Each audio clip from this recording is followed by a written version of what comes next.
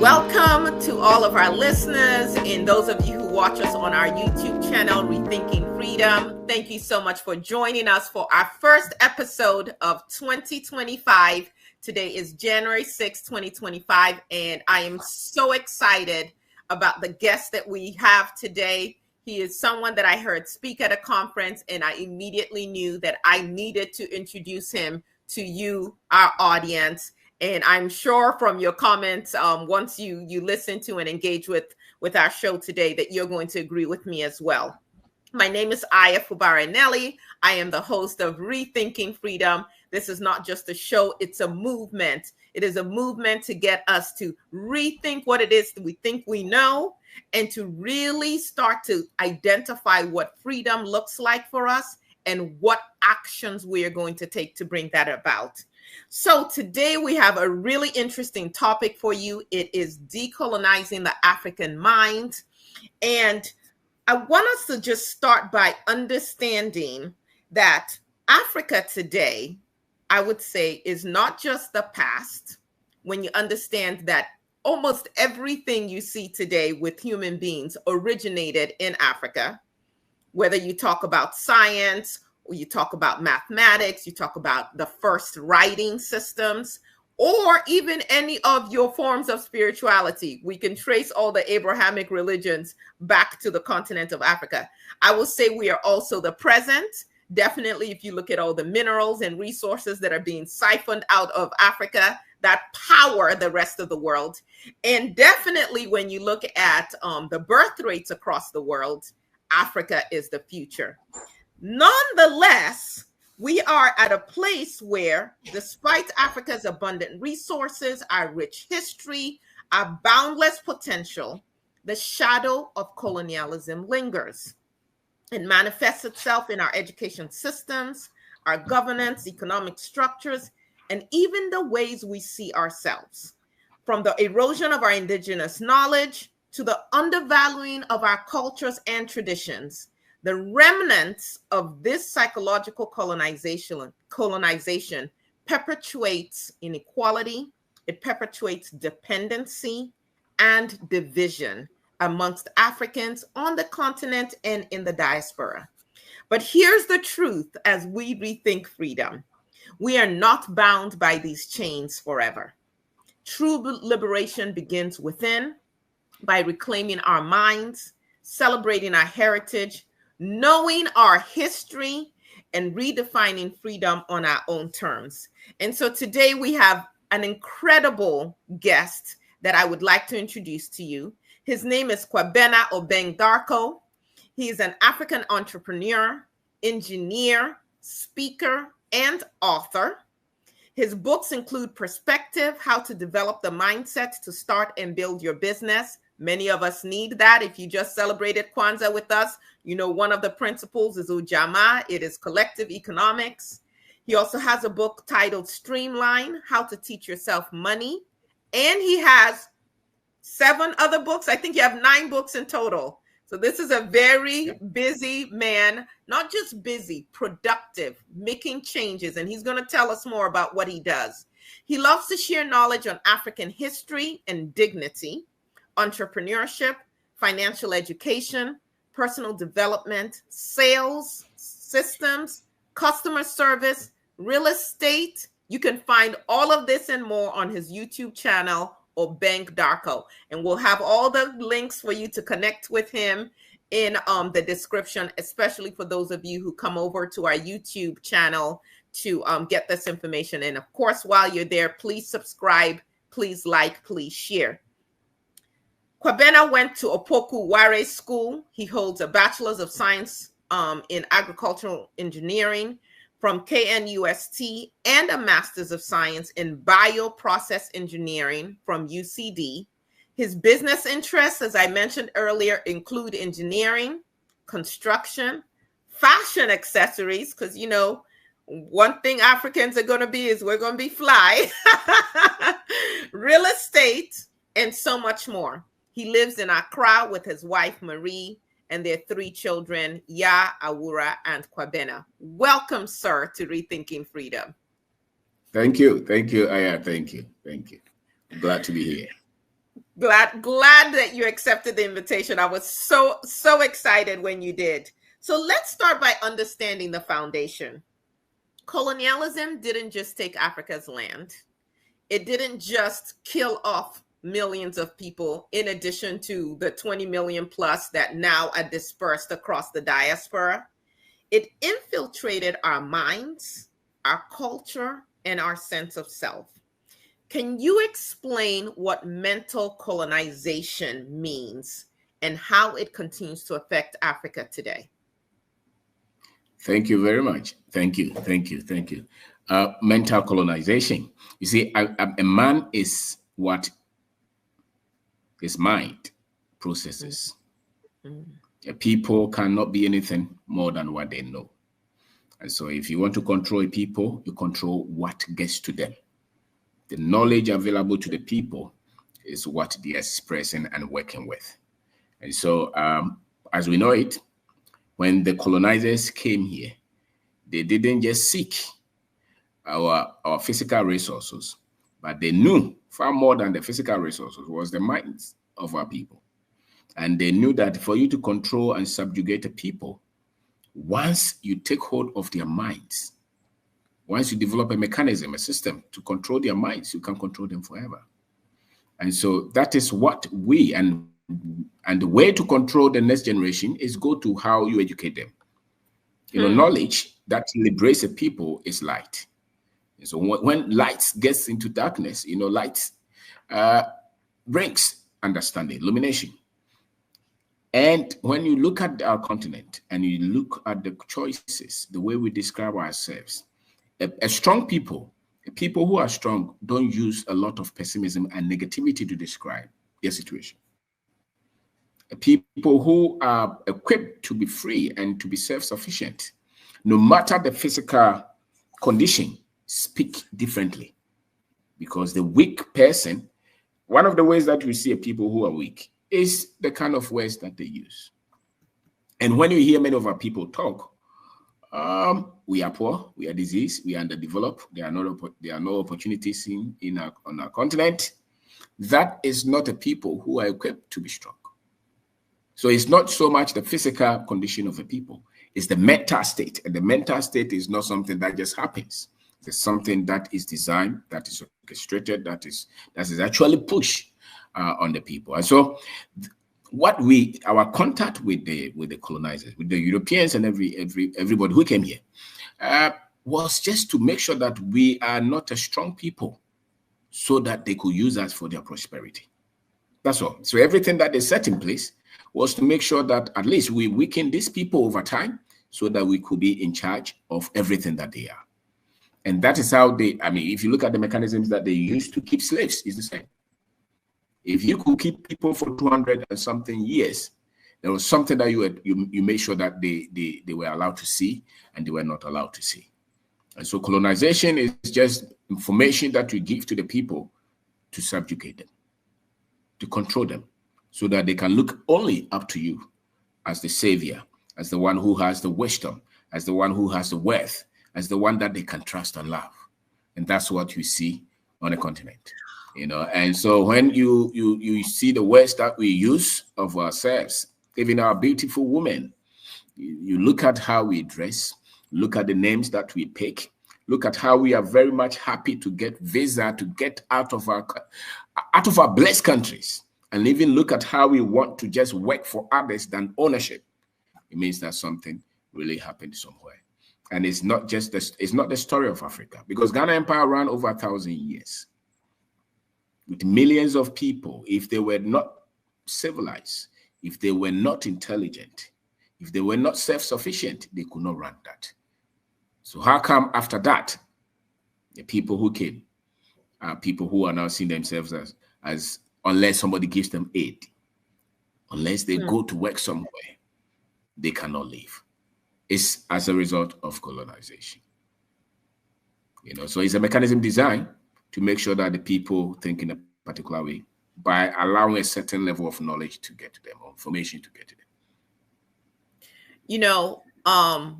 You are in Ghana. I am here in the United States of America. And I think that our listeners, wherever they are in the world, can relate to this. I know that here in the United States, Dr. Carter G. Woodson, who is the father of Black History Month, wrote a book called The Miseducation of the Negro. And in it, he clearly says exactly what you said. Once you control a person's mind, you control everything about them. You don't even have to be physically present with them, and they will still do what you've trained them to do. And so if you've trained them to think of themselves as inferior, that is how they will act. And, you know, I have children who are teenagers and young adults, and there's all this music that they're listening to now. And sometimes they call me, actually, a lot of times they call me old-fashioned, but I'm always challenging them on the words, the lyrics, and the music they're listening to, because there's no other group of people that I'm aware of who use such derogatory words and terms. So when you talked about the language we use, how we describe ourselves, and you're thinking, oh, it's to a nice beat, it's okay, I can dance to this, but you're really the entire time denigrating and beating yourself down and programming yourself to be the thing that they want you to be, which is just to be able to serve, as opposed to, as you were saying, own and be your own person and create your own freedom on your terms. And then something you said just cut me to my heart when you said they teach us who to trust and who to love. And so you have a system where we distrust ourselves and trust the people who have pillaged our lands and who continue to wreak devastation on us. That is a crazy mindset. And this, I would say, is done not just through the quote unquote formal education, which I'd like you to talk a little bit more about your education in Ghana, but also through religion. So can you expound a little bit more on that?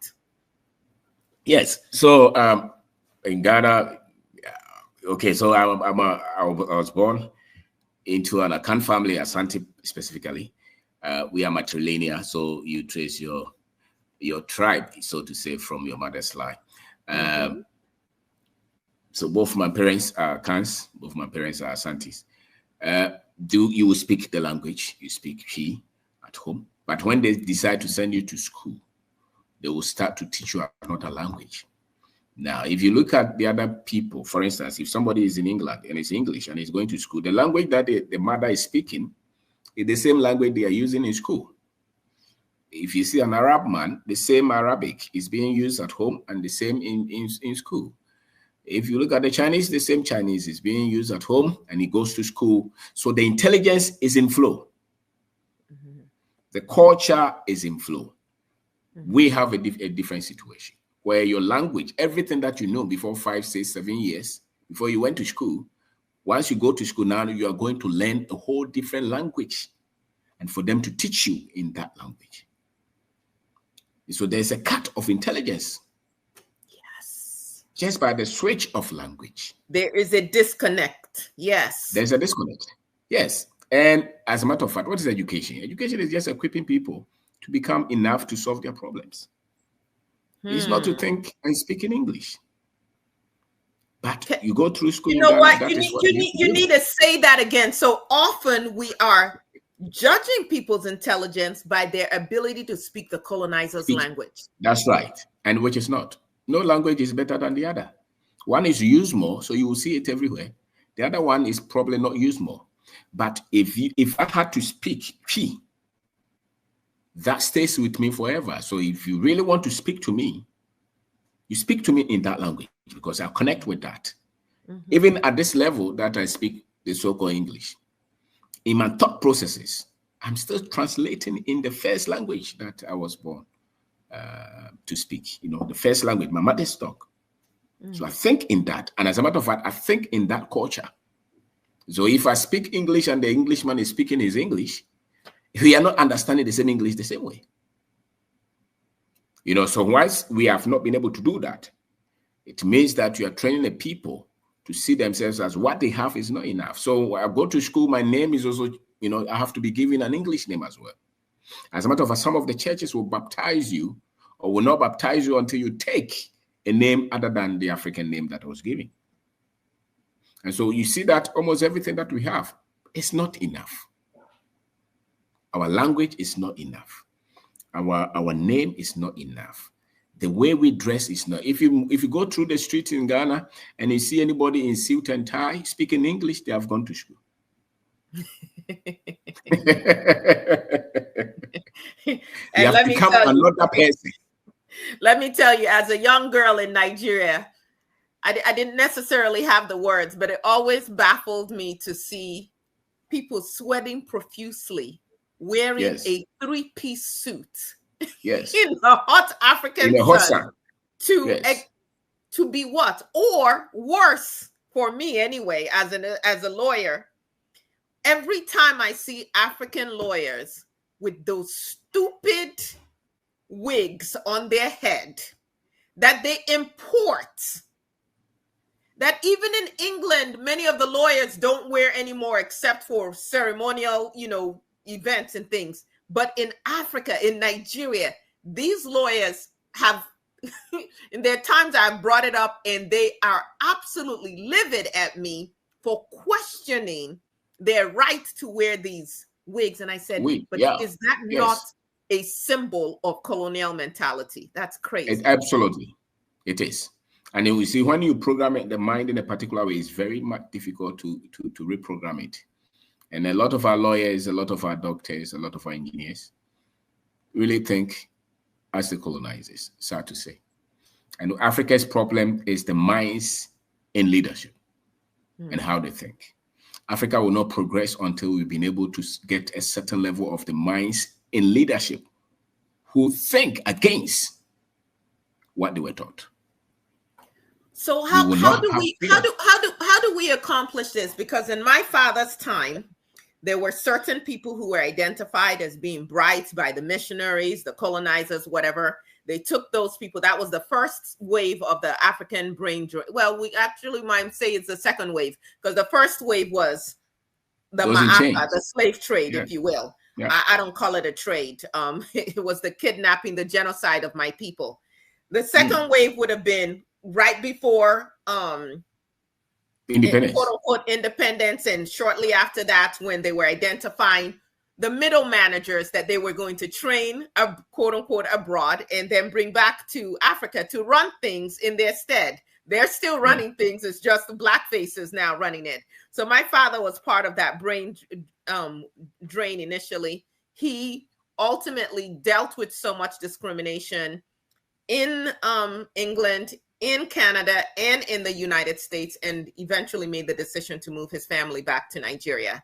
And I ended up going to elementary school and secondary school in Nigeria as well. But what I'm seeing today is some European countries very aggressively recruiting our doctors, our nurses, teachers, engineers, architects to come over to their countries to fulfill the needs that they have.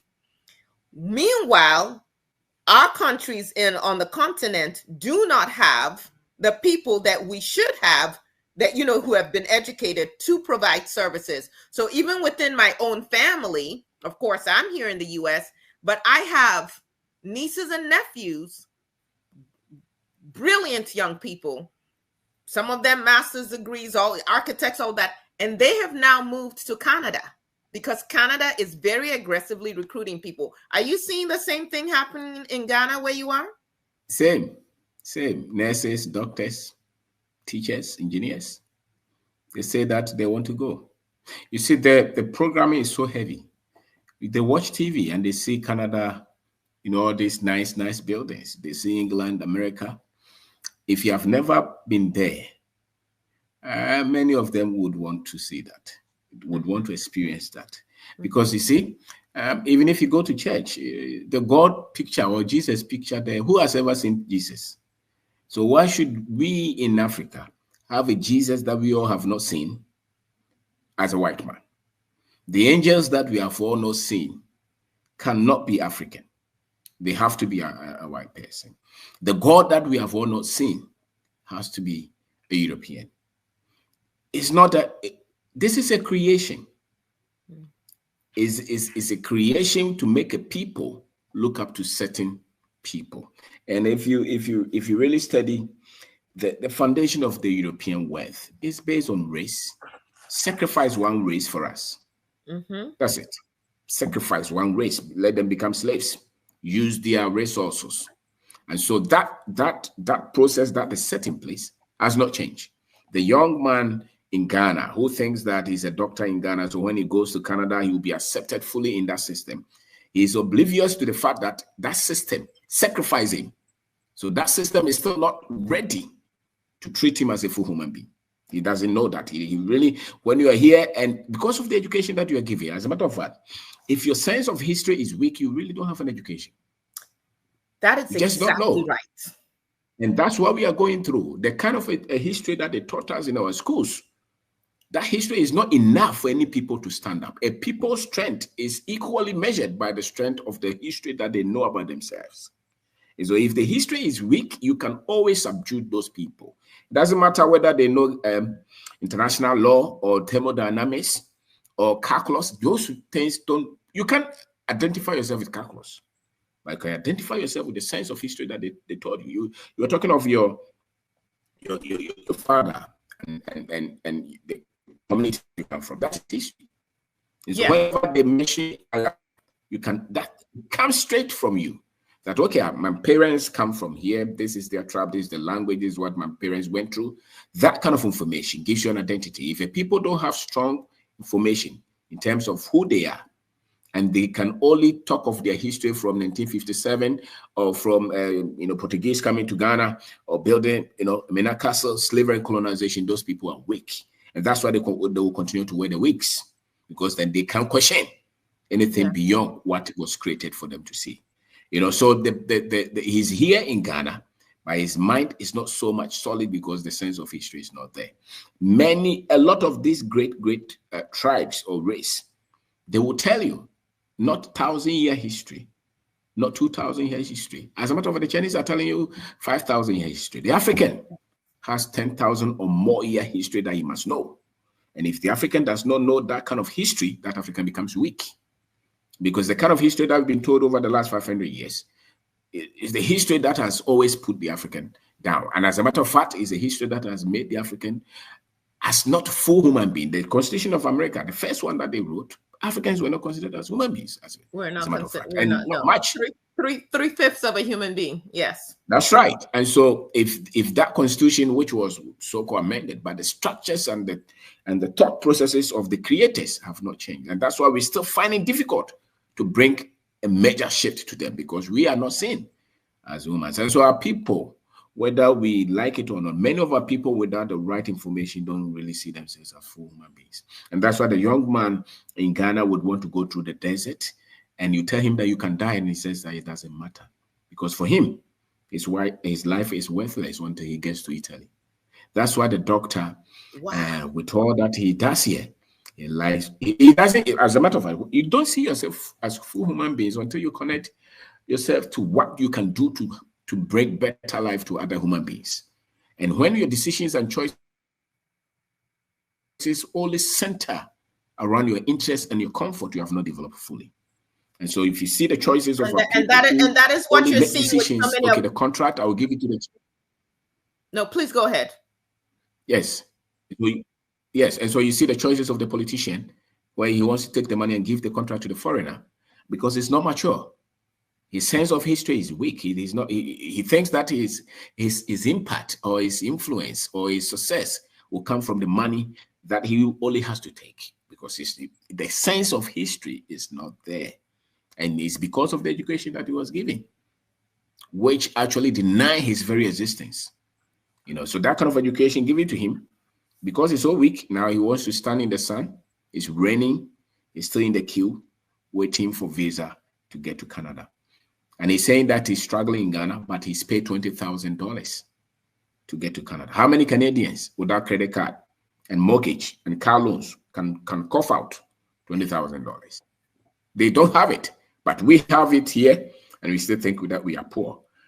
It's more than that. It's the information that we have about ourselves and about the world as well.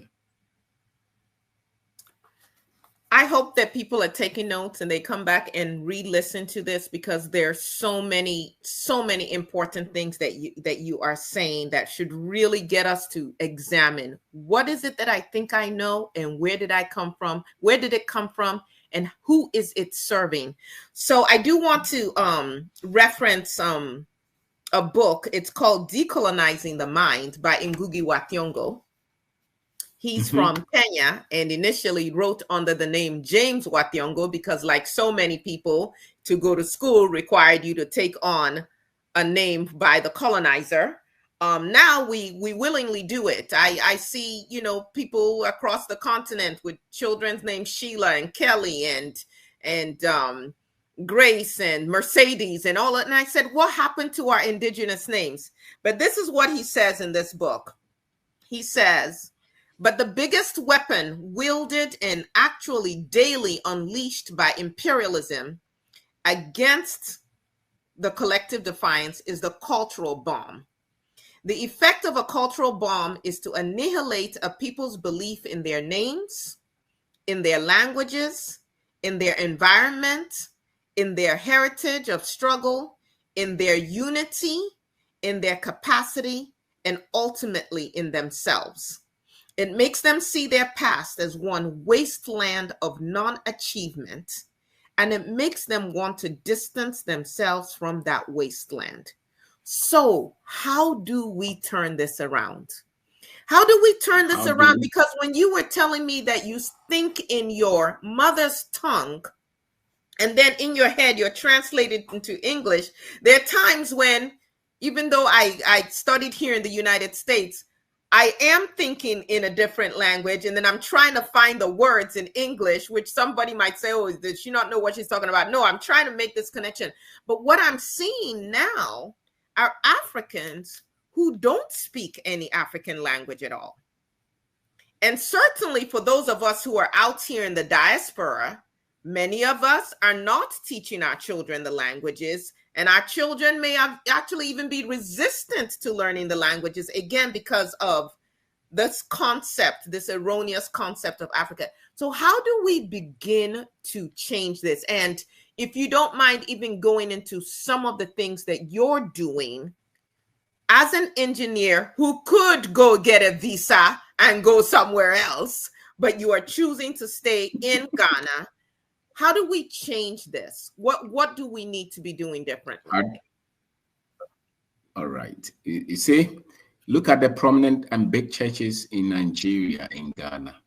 They all speak English. And as a matter of fact, they say that they are international and global churches. Now, a lot of our people are in these institutions. One of the biggest pushback, if you want, has come from these modern day denominations, where their sense of their Africanness has been so weak that they think the faith is the culture. So they have practiced their Christianity. Please repeat that again so that people really catch that. You said their faith. So they think that their faith is their culture. And so when they adapt the Christianity, so-called Christianity from the Europeans, now they have to wear suit and tie, speak English. Some of them even do their hair so that their hair texture will look like the European.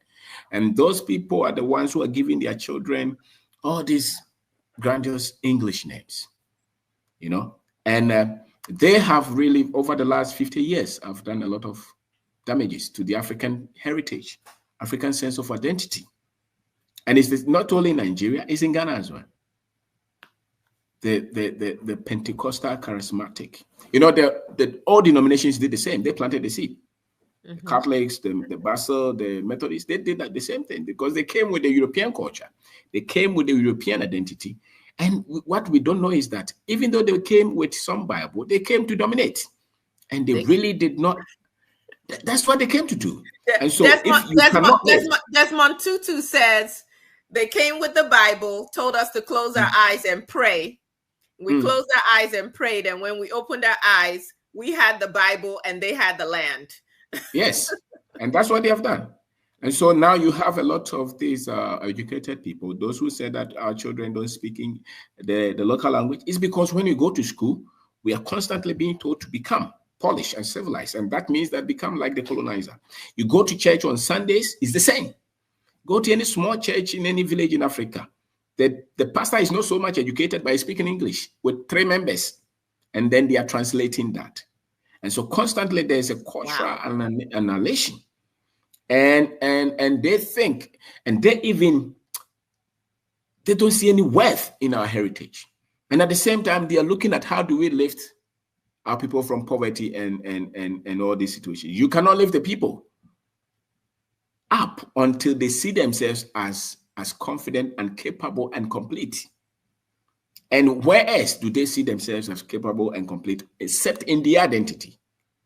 The culture, any people who are strong and able to fight and stand up is because they believe in themselves and they believe in their heritage, they believe in their language, they believe in their culture. If you cut the root of the tree is nothing. And the culture is the protection. The culture is the education system. The culture is everything that protects the people from destruction.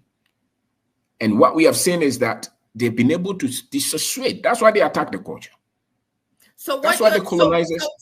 So what you're saying is, because there's lots of information out there about we need investors, we need foreign investors into Africa, we need more money to come into Africa to build up the infrastructure and all of that.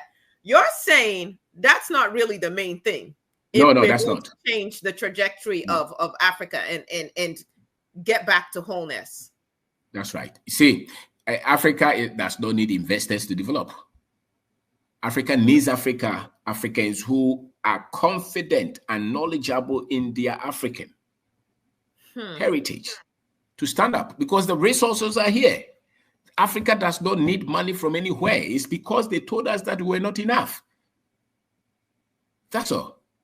That's why any young man in Nigeria, in Ghana, if they get this kind of information, you don't give them any capital to start, they will start and jump and build something. Go back 10 years, they have built an industry.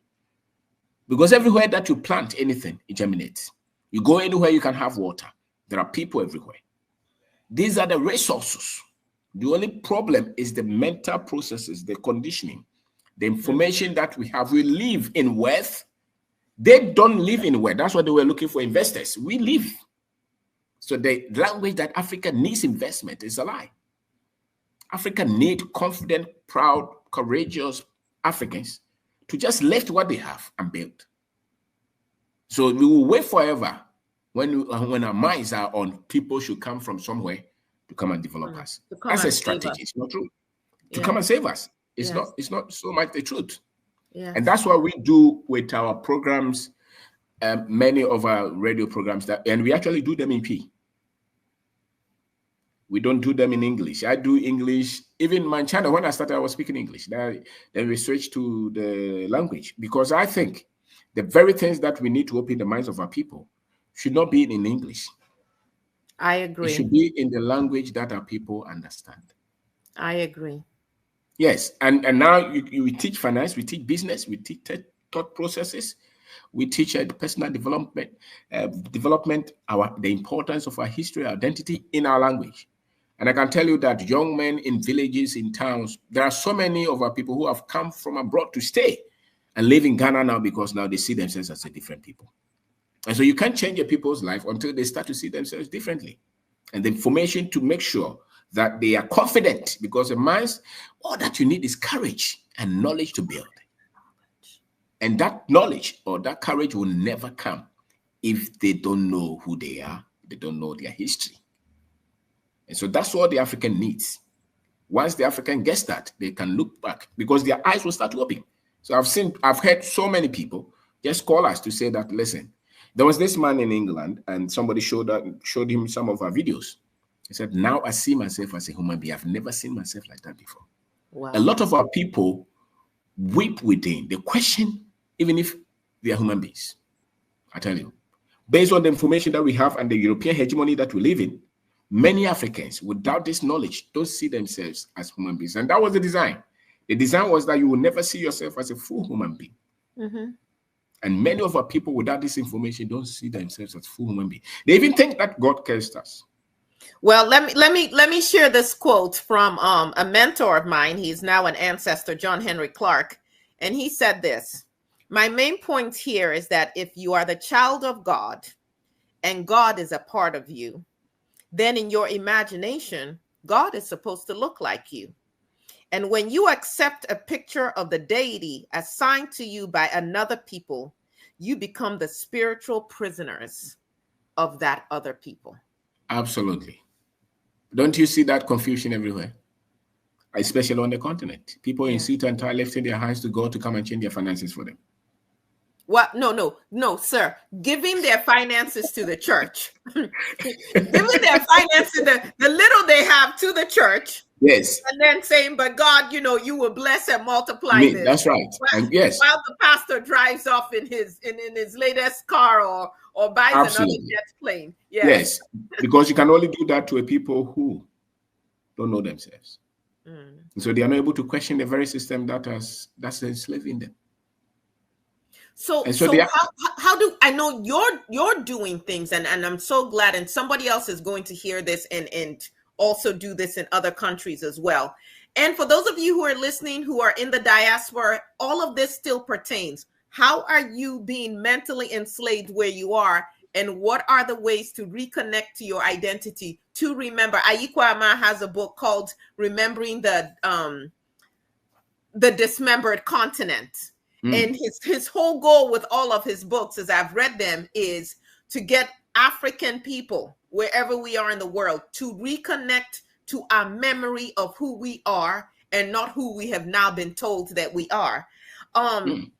So there are people who are going to watch this who are going to say, yes, I have some knowledge and I need to start offering this to others in our language. I know that in the school that we've adopted in Opobo, we are hiring an Ibani teacher. We've already been doing Ibani lessons in the library that we started, because Ibani is the language of the people there that was going extinct because we weren't speaking it. And so we're reintroducing it, and we're saying we want to start at the nursery and elementary levels, because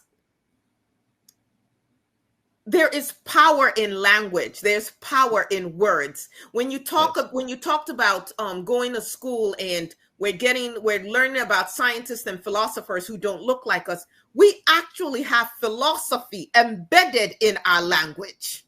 That's right. But and many of our philosophies, our proverbs, if you will, I know that when I try to translate them from an indigenous language to English, they don't make a lot of sense. If I say, so in Igbo, if I say "Ana hill to Lensin," also, if I try to translate that to English, it's like you can't. I'm trying to do the translation in my head now. Literal translation would be, you can't outrun your buttocks. And someone will look at me and say, what is that? What does that mean? But in our language, when I hear it, I understand the meaning, which is wherever you go, there you are. You cannot outrun, you cannot run past who you are. You've got to work on you first, because no matter where you go to, you will show up. You will you will meet yourself there. That's right.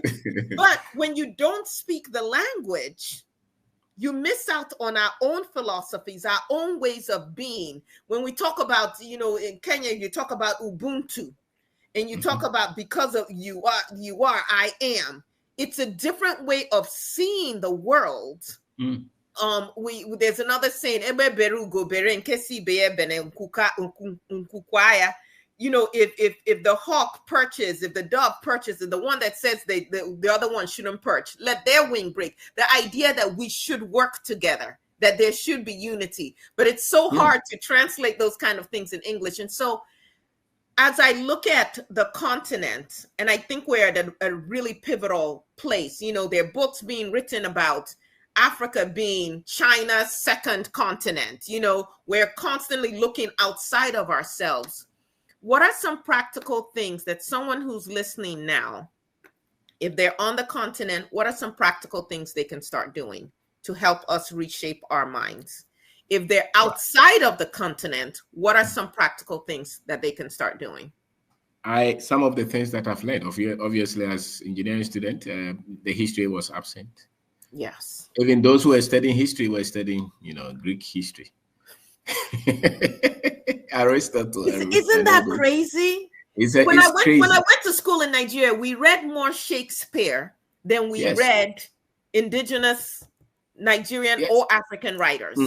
Yes. It's because the education is still colonial. And so I would say that in the now that we have technology, so especially, I think there's a lot that has changed since 2020. And it's because of the spread of social media. So whatever that we have, whatever that we know, now there's a tool, at least, for us to just let whatever we know out. There are African historians like Dr. Henry Clark that you mentioned, Yes. or Dr. Kwame Nkrumah's books, or Yes. Dr. Molefi Asante. All these great minds, their books are now on YouTube, on the internet. Let's get them. Nobody will teach us that history. The history that they are teaching us cannot free us. That history will make sure that we continue to be servants and slaves. The history that will free us is the history that the Africans who love Africa have written. And that history, I think, once you get them, and you don't have to master, just a little start to teach. Because many of our people, independent of their professional level of education, don't know. And you can see those in our choices. So we have prominent people in politics, in religion, in everywhere, in science labs, who are asking questions. Where is the solution for Africa? The solution is in us repairing the minds of our people. And that will come from our little knowledge that we have about history. So any little that you know, make sure that you teach somebody. So You don't have to. start with the history and teach That's someone it. the history. Yes, teach. Yes, learn it yourself. Read. Just take time, maybe 30 minutes every week. African history beyond slavery and colonization. You'll be shocked. You'll be shocked how much you know, because those kind of knowledge, we live in them. We just not put them. I mean, they are not in constructive form, but we all know them, and we are all asking these questions. What is wrong? What is wrong? That's why there's this carpenter who follows what we do. And now he's reading history books, and he calls me to show me what he has found. Wow. He's a carpenter. Wow. He's not a graduate.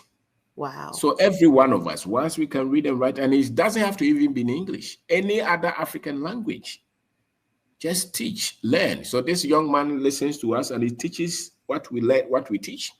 In Tamale, that's the northern part of Ghana, in the Dagwani, which is the Dagomba language. So every one of us, wherever we are, whether it's Swahili, because it's the same problem for almost everyone, all of us. It is. And it's not only Africans on the continent. It's in Jamaica. Yes. It's in America. It's in Brazil. Everywhere. The history that will empower us, they have deliberately questioned that. And so many of our people don't think that we ever did anything. And the moment you start to find out, you start to put the lines together, you see that, no, these people have tricked us. And you now see that probably you are enslaving for no good cause for them. And so if you're a doctor, you start to think twice. You start to say that, no, then I have to go back and do something for my people. I think that the moment anybody gets this kind of knowledge, you become sober. You become humane. You start to connect with who you really are. And when you come, you will be selfless and not lift yourself above us.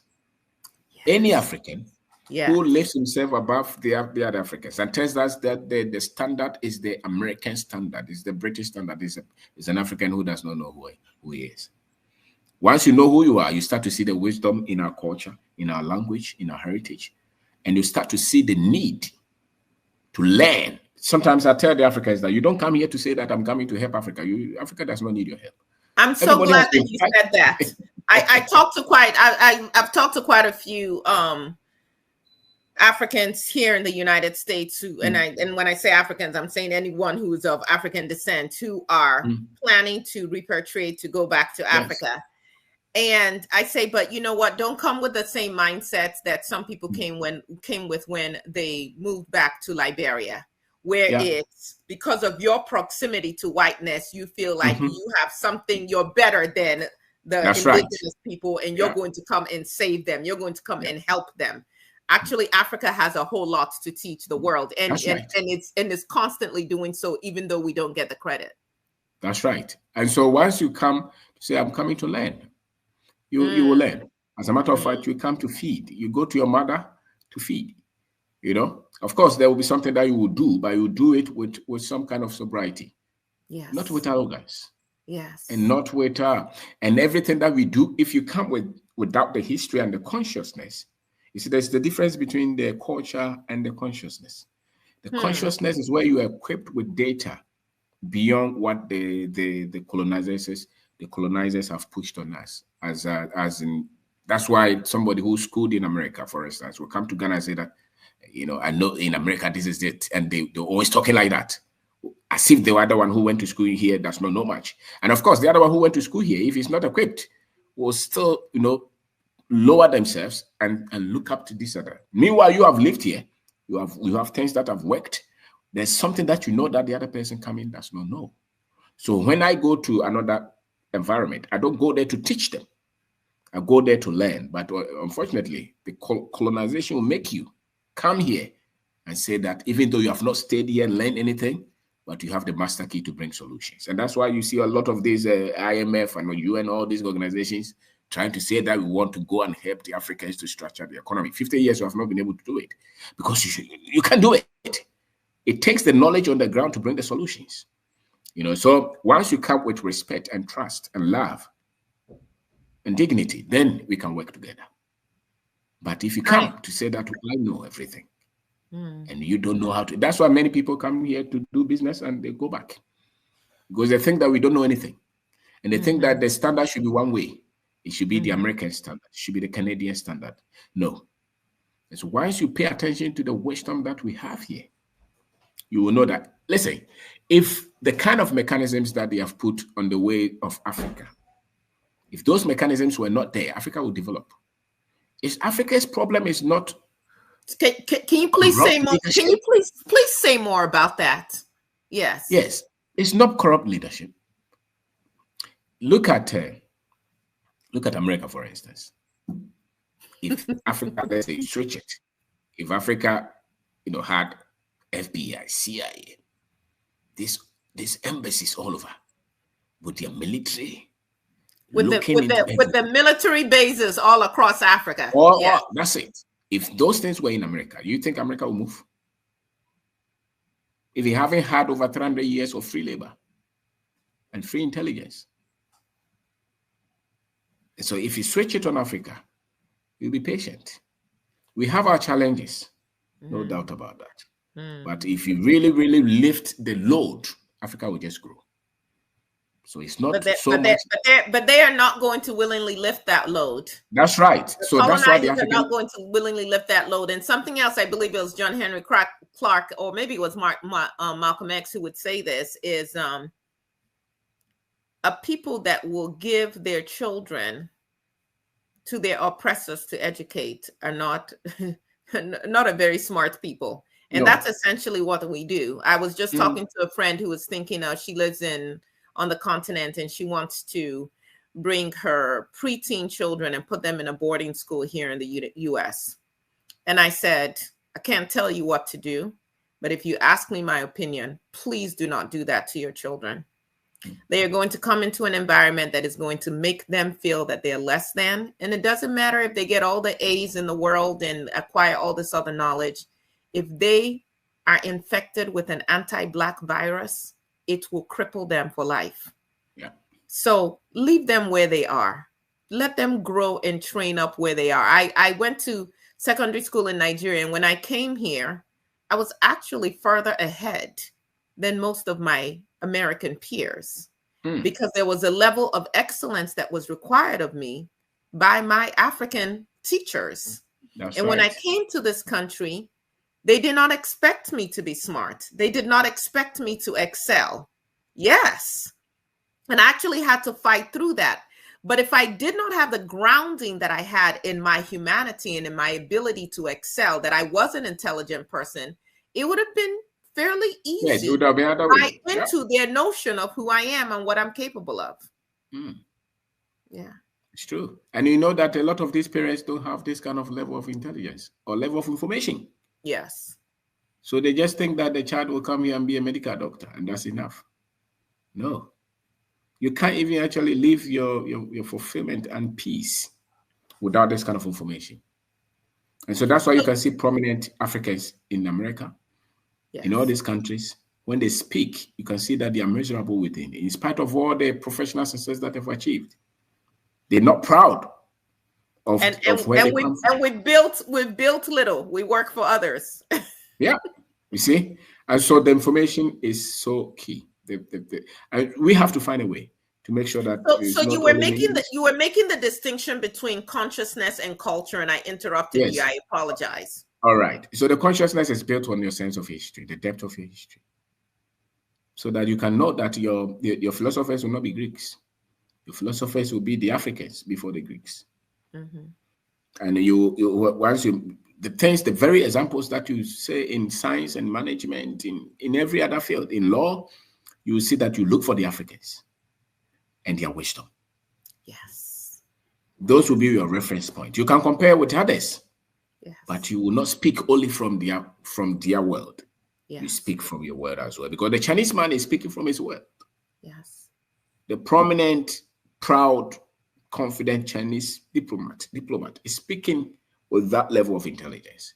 Yes. Pick the other African who has not studied anything, and the words that will come from their mouth will be, they will quote all these other great but non-Africans, because the consciousness is not there, even though it's educated. The culture is really who we are, the beauty, and we cannot build until we understand the culture of our people, our way of life. But the culture, just as you can pick any young man in Ghana and he knows a certain level of Ghanaian culture, but for him to get the consciousness, that will mean that he has to intentionally go and study the history. So when you talk about studying the history, are there any particular books that you would recommend to anyone who's watching or listening to us right now? Yes. There is a History of Africa by Molefi, Professor Molefi Asante. I think it's a great book. Yes. All of us should get it and read it. Mm-hmm. All of us. The ones that I have read, there is a let me see, Chancellor Williams' book. Chancellor Williams, The Destruction of the Black Civilization. Yes. And there is another one that I read. There is this preacher in America that I read his book, Race, Religion, and Racism. Frederick Casey Price. Okay, haven't heard of him, but I would look that up. That's why we do this. Intense study on race, on racism, and on religion. We should study it. Okay. There are other books, my friend Obi is The Rebirth of the African Consciousness. He's a young Nigerian. Obi Ayo, his book is very intense. It's a good book. There are so many other books that, but yes, I often point people to. I'm looking at one. We're looking at a couple now. Pre-colonial Africa, by Cheikh Anta Diop. If you definitely want to go study Cheikh Anta Diop, anything by Ayikwe Ama, I would definitely recommend. There's another book that I have here with me by Chinwezu, Decolonizing the African Mind. That's right. And since you kept mentioning Molefi Asante, I'd actually pulled this off my shelf. This is called The African Intellectual Heritage, a book of sources. And Molefi Kete Asante is one of the that's right, the authors on this as well. Yes, he's a great man. And a lot of their videos on YouTube, even if they don't like reading, they should just go to YouTube. Dr. Ronoko Rashidi, Dr. Ben Yohanan, John Henry Clark. Yes. Yeah. I think those are the information that we should have had. Yes. We should have had when we were growing up. And we didn't. And so it's not complex. It's not so just watch one or two, listen to one or two.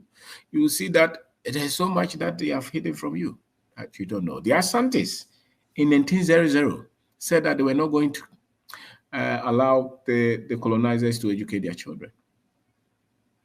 Asante fought all this while from the 16th or 17th century up to the 19th or the 20th century. 1900, they said no. And I have to apologize. We only have a few minutes, but I have to apologize that my people, under the leadership of King Jaja of Opobo, were actually convinced to go and fight with the British against the Ashantis. So Yes. my apologies, but this is where that lack of consciousness and that division comes into play. Now, of course, after they helped the British defeat the Ashantis, it turns around that King Jaja became a thorn in their flesh because he was striving for independence, did not want to use middlemen who were siphoning off quote unquote profits. And so they ended up kidnapping him from Opobo, taking him to Ghana. They had their own courtroom with just their own judges and their own lawyers. They found him guilty and they deported him. And he ended up dying. He was taken to the Caribbean, and on his way back, supposedly, he died. There's also, some people argue he was poisoned before he could come back. So I apologize for the role that my people played. It's not only your people. Before they could overcome, they brought some from almost everywhere. Yes, they did. And then even some other Ghanaian, tribes. Yes. All had to come together to make sure that. And I was listening to somebody talk, a British man talk, and the way they speak their history. That's why the African must learn their history. They will always speak as if slavery and colonization didn't contribute to anything that they have become. Exactly. That is so disheartening. They so trivialize the impact. I'm sorry, go ahead. I was going to say we only have a few minutes left, and I have to ask you these two questions, if you could answer them quickly. One is, so what gives you hope for Africa's future? Given the issues, the lack of consciousness that is so rampant, unfortunately, across the continent, what gives you hope? What gives me hope is that we have a young generation, and it took them 400 and something years to do what they did, and they continue to do. The good thing is that we are being enlightened, and our population is still, on the good side. So give us 50, 100 years. A lot of us will come up. You will not just get 1, 2, 3 committed, intelligent Africans. You get millions, and that will spark what we are looking for. And they will not everything that has beginning has an end. It will not be forever. And so that's why we have to look. And so if you are short-sighted, we say that there is no hope. But if you think beyond 50, 100 years, you see that it will be a whole different thing. Thank you for that. If you look at London now, it's changing. Look at New York. It's changing. Can you add 50, 100 years to it? Yeah. There are more people with our skin color than there are more with the colonizers. They're just about 5-10% of the world's population. And they are only 10% of the world's population. Yes. That's right. And so in 100, 200 years, it will not be the same. And we need to hold on to that. Yes. So one last question for you. For those of you here in the U.S., here's a book that I'm going to offer you. It's called Lies My Teacher Told Me, Everything Your American History Textbook Got Wrong. There's a reason why they're banning books in the United States of America. They don't want you to know the real history, because then you can be controlled in a certain way. So, sir, I always ask all my guests this question. If you can answer it in about 30 to 45 seconds, that would be great. How do you define freedom? Freedom is who you are. It's who you are. It's being who you are, expressing your greatness. Without it, you can't live to your fullest potential. So freedom is actually something that you have to become. It's a desire. Wow. And it's the definition of worth. That's freedom. Freedom is the definition of wealth. Thank you so much. I know this has been an enriching time for all of you, because it has been for me. I'm going to go back and listen to this. I'm so glad we are connected. I will be watching your channel. I want to thank all of our listeners and all of our viewers. Please like, subscribe, share the channel. Please go visit his channel as well. Support the great work that he's doing, and go pick up a book and read. Thank you all for watching. Thank you for being with us today. Thank you, sir, for being our guest today. Thank you, Aya. Thank you. Thank you.